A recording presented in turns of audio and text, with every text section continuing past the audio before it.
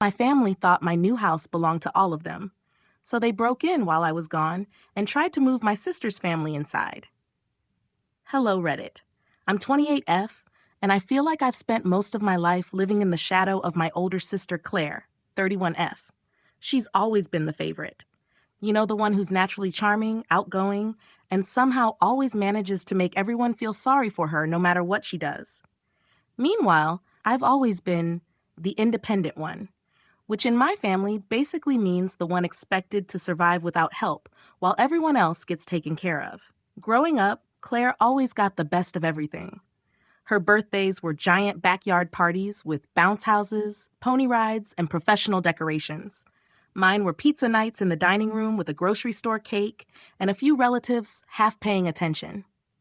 Claire got a brand new Barbie dream house one Christmas. I got a second-hand knockoff missing half the furniture. Whenever I complained, my parents would say things like, "You don't need expensive things. Be grateful for what you have. Claire is just more sensitive than you." Funny how her feelings always mattered more than mine. The biggest divide started when I got into college. I worked incredibly hard in high school, juggling AP classes, clubs, and a part-time job to maintain a strong GPA. I got accepted into a local university and planned to live at home to save money. Claire had gone to her dream out-of-state school a few years earlier, and my parents paid for literally everything: tuition, housing, meal plans, spending money. So naturally, I assumed I'd get at least some support too. I was wrong. The moment I mentioned living at home during college, my mom looked at me like I'd announced I was joining a circus. "If you're staying here, you'll need to contribute," she said casually. "Claire deserved help. You need to learn responsibility." I was 18 years old and about to start college, and suddenly my parents were charging me rent. Contribute turned into $450 a month plus groceries and utilities. Maybe that doesn't sound horrible unless you're a broke college freshman working part-time at a bookstore for $10 an hour. I tried explaining how unfair it felt. I reminded them that Claire had never worried about bills while in school. Mom just shrugged. "We gave Claire what she needed. You're stronger. You'll figure it out." So I did. I worked as many shifts as I could at the bookstore. Some weeks I skipped meals just to make rent. I carried peanut butter sandwiches in my backpack while other students bought coffee and breakfast between classes. Every month I handed my parents money while they continued sending Claire, spending cash at her expensive university. I overheard my mom once telling someone on the phone, "We don't want Claire to struggle. College is stressful enough." And I remember standing there holding a package of cheap ramen, wondering why nobody ever cared whether I struggled. To make things worse, my parents constantly praised Claire for every little achievement. She graduated with a perfectly average GPA in communications, and they threw her a huge graduation party with catering, music, decorations, and dozens of guests. When I graduated with a computer science degree and near-perfect grades, we had lasagna at home. Mom smiled and said, "We just didn't want to make a huge fuss." Looking back, I think that hurt more than the money. The message was always the same. Claire mattered more. Claire was the star. I was just the responsible one expected to quietly survive on my own. After college, I moved out as quickly as possible. I rented a tiny apartment near my first real job and started building a life for myself. It wasn't glamorous, but for the first time ever, I felt free from my family's expectations. I worked hard, saved aggressively, and kept my life mostly private. Meanwhile, Claire married Brandon, 33M, a man my parents absolutely adore despite the fact that he can barely keep a stable job. Together they have 3 kids: Lily, 6F, Mason, 4M, and baby Ethan, 2M.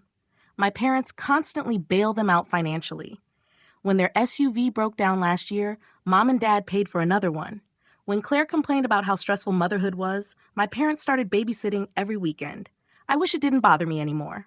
But honestly, it still does. No matter how independent I became, it always felt like I would forever come second to Claire. That's one reason I stopped sharing details about my life with my family. They never really cared anyway, not unless whatever I achieved could somehow benefit Claire too. So I kept something important completely to myself. I finally decided I was ready to buy a house. I'd spent years living in a tiny, overpriced apartment that basically felt like a glorified storage closet. I saved for what felt like forever, sacrificing vacations, nice clothes, eating out, everything. And eventually I reached the point where I thought, you know what? I deserve this. But I didn't tell my family. Not because it was some huge secret, but because with them, nothing is ever allowed to belong only to me. Everything somehow turns into a family resource. And deep down, I already knew exactly what would happen if they found out. Unfortunately, I was right. I still don't even know exactly how they found out. My best guess is a woman from work accidentally mentioned it to someone who happened to know Claire's neighbor, and from there the news spread through our small Texas town like wildfire.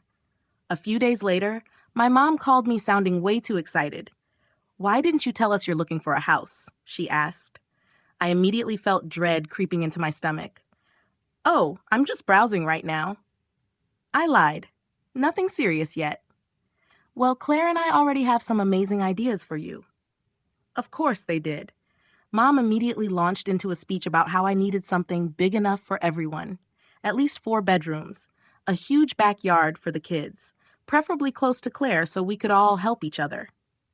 I remember sitting there blinking in disbelief. I didn't even have children. But somehow my future house had already become a solution to Claire's problems. "You'll want enough space for family visits," Mom continued, "and it would be so wonderful if the kids could stay over whenever they wanted." Translation: Claire wanted free access to my future home.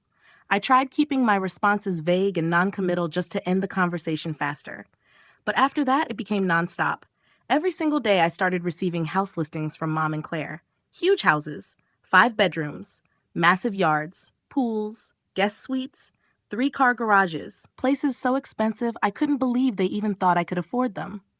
One day, Mom texted, "This one is perfect." Another day, Claire emailed me a 6-bedroom property with the message, "This would work so well for all of us." All of us. I stared at that message for a solid minute, trying to understand how my private financial decision had somehow turned into a family group project. And the worst part? They weren't even pretending these houses were for me anymore. This basement would be perfect for Brandon's office. The kids would love this backyard. There's even a guest room for Mom and Dad. Everything revolved around Claire's family. I finally stopped replying altogether. I muted the group chat and ignored every message they sent. I figured eventually they'd get bored and move on. Meanwhile, I kept searching quietly on my own. After weeks of open houses and endless scrolling through listings, I finally found it. A small 2-bedroom cottage just outside the city. It had a tiny front porch, a bright kitchen filled with sunlight, and a backyard just big enough for a garden. Nothing extravagant. But the second I walked inside, it felt like home. For the first time in my life, I was choosing something entirely for myself. No family pressure, no sacrificing, no shrinking myself to make Claire more comfortable. Just mine. I put in an offer, and after a few agonizing days, it got accepted. I can't even explain how incredible it felt signing those papers. That house represented something bigger than property. It represented freedom. Of course, I still didn't tell my family. I let them keep sending ridiculous mansion listings while I quietly prepared to move forward with my actual house. Then Mom called one evening, completely out of nowhere. "We're having dinner Saturday. You're coming, right?" I almost said no immediately, but then I paused. Honestly, part of me wanted to get this whole thing over with. I already knew exactly what the dinner was going to become. Another conversation about Claire's needs disguised as family support. So I agreed. And the entire drive there that Saturday night, I kept thinking, they're going to lose their minds when they realize I already bought a house without them.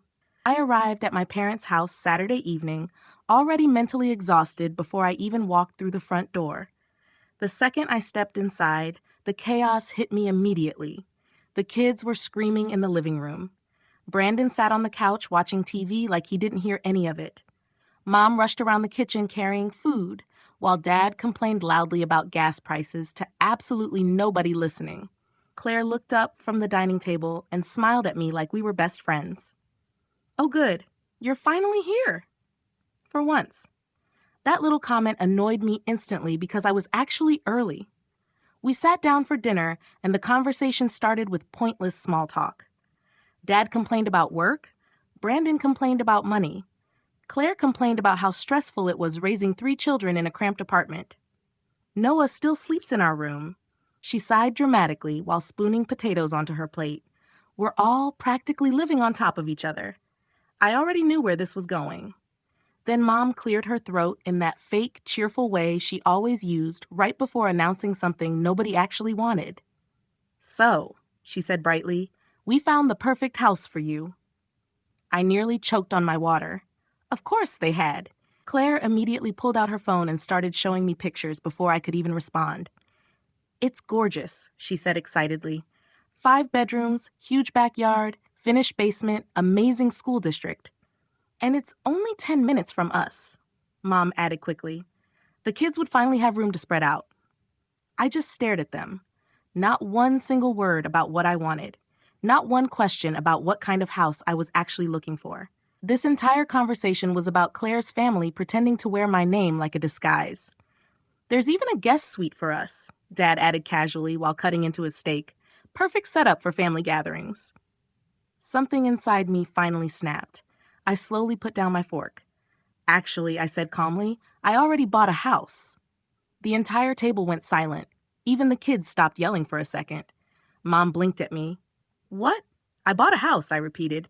"A small 2-bedroom cottage outside the city." Claire's expression immediately changed. "A cottage?" she asked like I'd announced I bought a shed. "Yes." "How are we supposed to fit there?" I honestly think my brain short-circuited for a moment. "You're not," I said slowly, "because it's my house." The silence afterward felt heavy. Mom recovered first. "Kate," she said sharply, "how could you make such a huge decision without talking to us first?" I almost laughed. "Because I'm 28 years old?" "We've spent months helping you search," she snapped. "No," I corrected her calmly. "You spent months trying to buy Claire a bigger house using my money."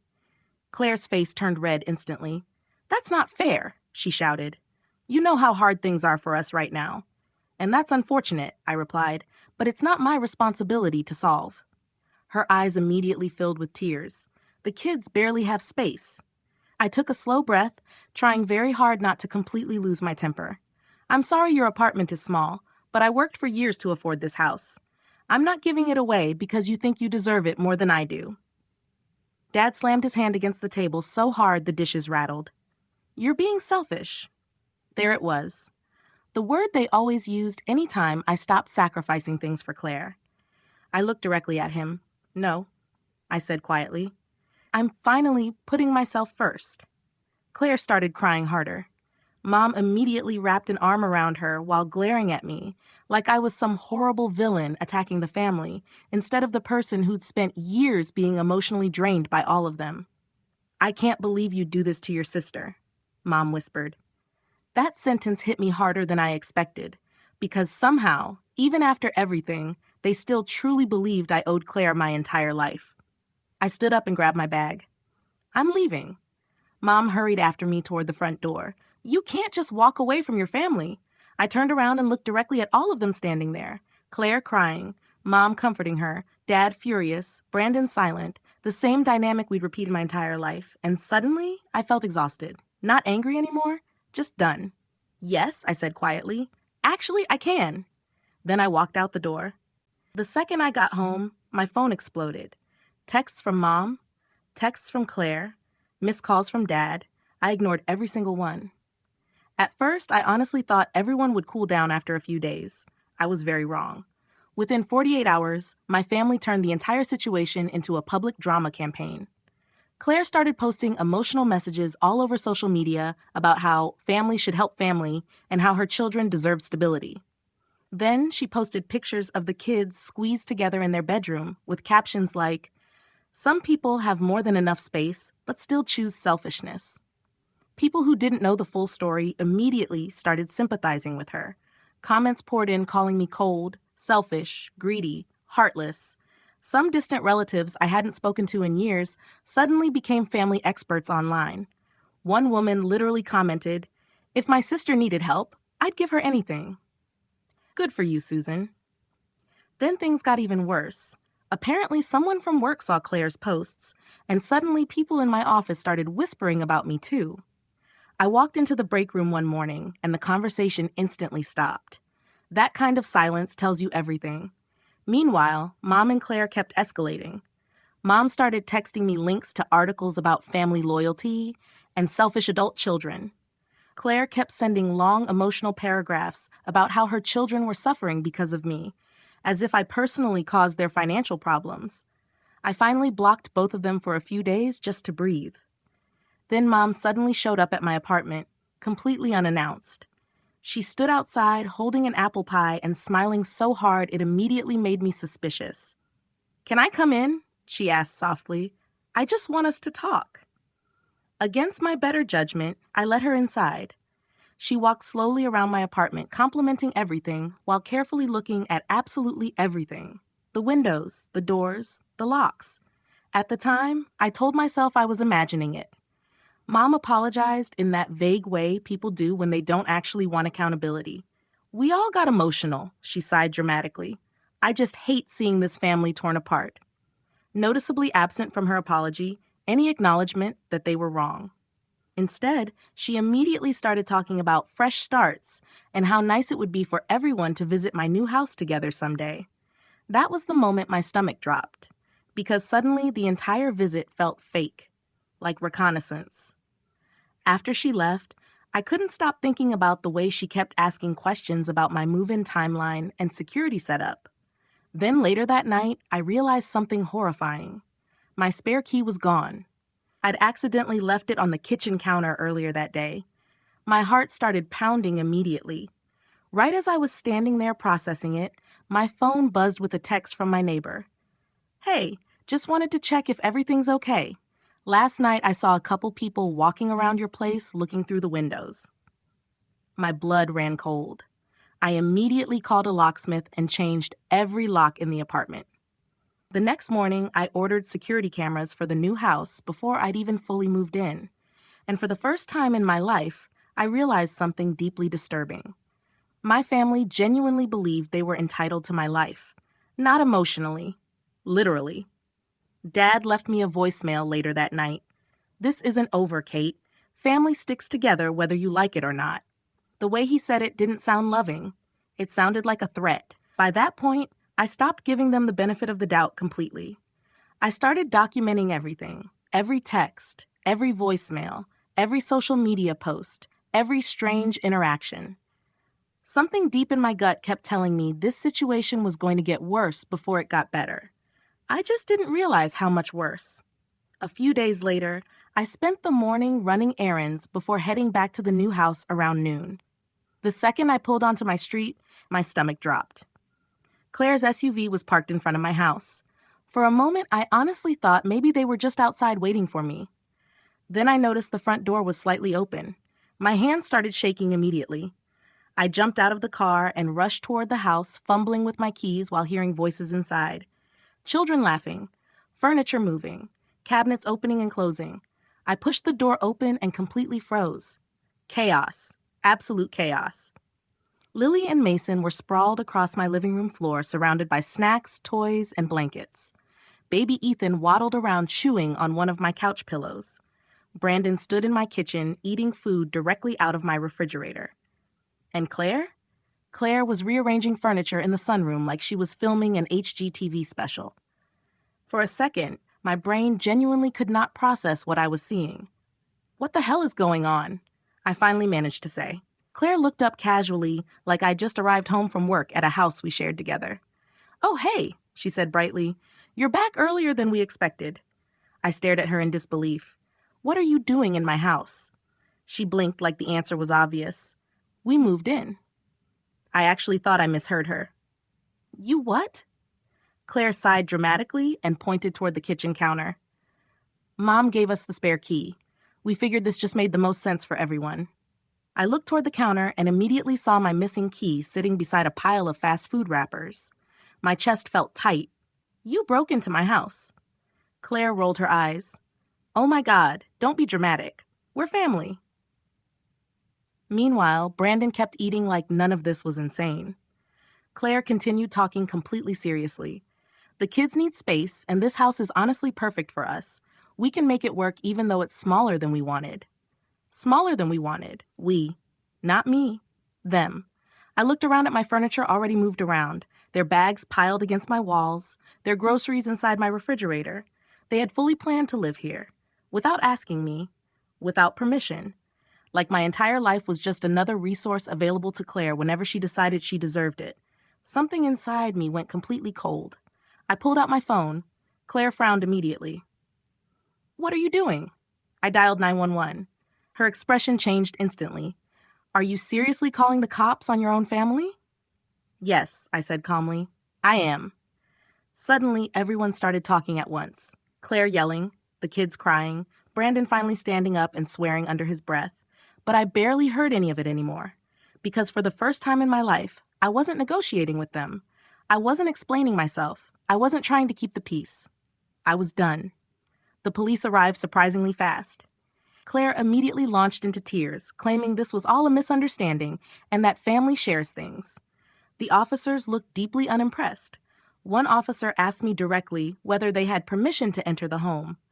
"No," I answered immediately. "Did you give them a key?" "No." Claire tried interrupting, but her mom, the officer cut her off instantly. "Ma'am, whose name is on the property deed?" Silence. Mine. The officers informed them they were trespassing and needed to leave immediately. Claire completely lost it. She started sobbing about her children having nowhere to go, while Brandon angrily shoved their bags together, muttering about how selfish I was. One officer quietly asked me if I wanted to press charges. Honestly, I considered it. For a long moment, I seriously considered it, but eventually I shook my head. "Not if they leave peacefully." The officer nodded. Then he looked directly at Claire and Brandon. "If you return to this property without permission again, you will be arrested." Watching them carry their things out of my house felt surreal. Not satisfying exactly, just sad. Sad that things had escalated this far. Sad that my own family genuinely believed this behavior was acceptable. After they finally left, I sat alone in my living room shaking, while the silence settled around me again. Then I called a lawyer. The next few weeks were absolute insanity. The moment Claire and Brandon got kicked out of my house, my entire family escalated into full meltdown mode. Every relative suddenly had an opinion. Aunts I barely spoke to started leaving me voicemails about family loyalty. Cousins I hadn't seen in years posted vague Facebook statuses about selfish people abandoning their loved ones. Mom turned herself into the victim online almost immediately. She started posting emotional messages about how parents sacrifice everything for their children, and how heartbreaking it was when one child turns against the family. Then she posted pictures of my house, my actual house. I still don't know how she got them. Probably from the day she came over pretending to apologize. The captions made me sick. Family helped build this success. So painful when someone forgets where they came from. People who didn't know the truth flooded the comments calling me ungrateful and cold-hearted. Then Claire somehow made everything even worse. One afternoon, she showed up at my office with all 3 kids. I was in a meeting when the receptionist called saying there was a family emergency in the lobby. The second I walked downstairs, I knew exactly what this really was. Claire was crying loudly in front of half my coworkers while the kids ran around the waiting area. "She's leaving us homeless." Claire shouted dramatically the moment she saw me. "She has all this space and refuses to help family." I honestly wanted the floor to swallow me whole. People from accounting were literally standing there watching. My manager, coworkers, clients, everyone. I pulled Claire aside immediately and told her to leave. She just cried harder. Then the kids started running through the office while Brandon stood there pretending none of this was humiliating. Security eventually had to escort them outside. Afterward, I got called into my manager's office for a very uncomfortable conversation about keeping personal situations separate from work. I sat there nodding while internally dying of embarrassment. That was the moment something inside me finally hardened permanently. Because up until then, some small part of me still believed maybe things could calm down eventually. But this wasn't normal family conflict anymore. This was harassment. Then came the intervention. Apparently, my parents told my grandmother and several relatives that I was having some kind of emotional breakdown and needed family guidance. When I refused to attend, they actually tried sending a local pastor to my house to lecture me about forgiveness and family obligations. That was my breaking point. I contacted my lawyer the next morning and started taking real legal action. Restraining orders against Claire and Brandon, formal cease and desist letters from my parents regarding harassment and social media defamation. A full security system installed around my house, including cameras, motion detectors, and alarms. I changed my phone number, locked down all social media, blocked every single family member and anyone connected to them who kept feeding them information about me. And somehow, even after all of that, they still genuinely believed they were the victims. Mom sent one final email before I blocked her completely. "I raised you better than this." That line almost made me laugh. Because this was never about cruelty. It was about boundaries. Basic human boundaries my family had never respected for a single second of my life. And honestly, for the first time ever, I finally felt free. My house became peaceful again. I planted a garden in the backyard. I adopted a cat who spends most afternoons sleeping in the sunny living room window, completely unbothered by anyone else's chaos. I hosted a small housewarming party for friends and coworkers. We drank wine on my little porch, ate cheese plates, laughed for hours, and nobody once suggested my home should belong to somebody else. It felt normal, healthy, safe, and that's when I realized something important. Family isn't automatically the people you share blood with. Family is the people who respect your boundaries, support your happiness, and don't treat your life like community property. For 28 years, I was the backup plan, the responsible one, the problem solver, the person expected to sacrifice everything quietly while Claire remained the center of the universe. Not anymore. Now every morning I wake up in my own home exactly the way I want it. No guilt, no pressure, no demands, just peace.